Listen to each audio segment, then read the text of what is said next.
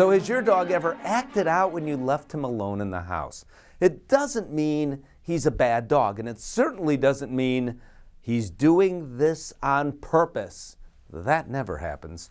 Some dogs, when left alone, can experience stress and anxiety, which can manifest in what we call bad behavior.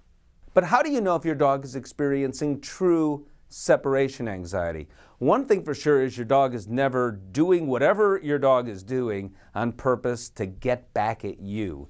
Your dog may not be getting enough exercise and has no other outlet. Perhaps the dog has never really been taught how to be home alone. Or it might be true separation anxiety.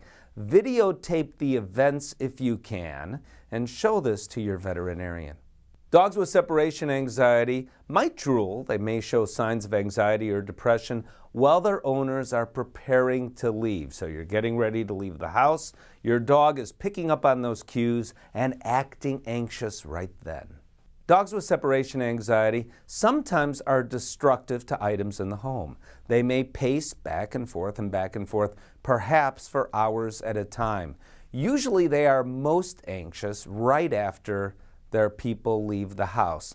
Even dogs that are house trained may defecate and or urinate in the house. They may bark or howl excessively. So dogs with separation anxiety, we don't know what they're really thinking.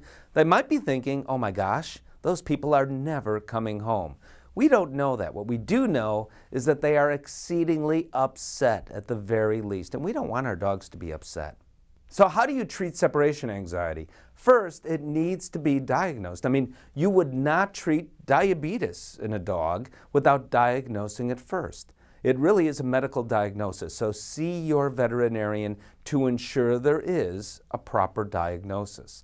All right, you could try to do this, particularly for dogs that are food motivated. Stuff a Vita Artisan inspired treat, something like that that smells extraordinarily good. Your dog knows it's now stuffed in a toy that's up on a counter. Do that about 5 minutes before you leave the house. Your dog is focused probably on the treat. If your dog is still focused on you and pacing back and forth and worried about you leaving the house, especially if you have a food motivated dog, that means the dog probably is exceedingly distressed and you need to go to step 2 and talk with a veterinary professional.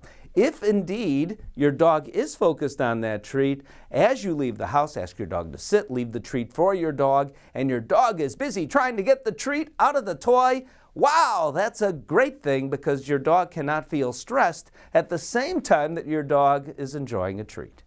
There are lots of other things you can do for dogs with mild separation anxiety.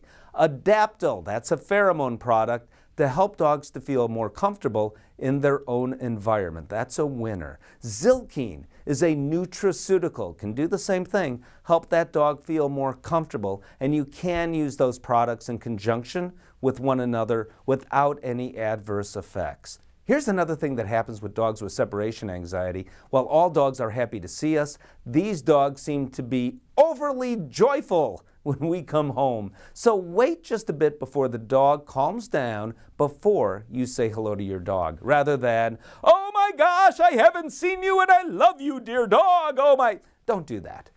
That drama actually makes matters worse potentially. Now, if none of these things help, here's what you should do. Contact a veterinary behaviorist or a certified dog behavior consultant. I'm Steve Dale.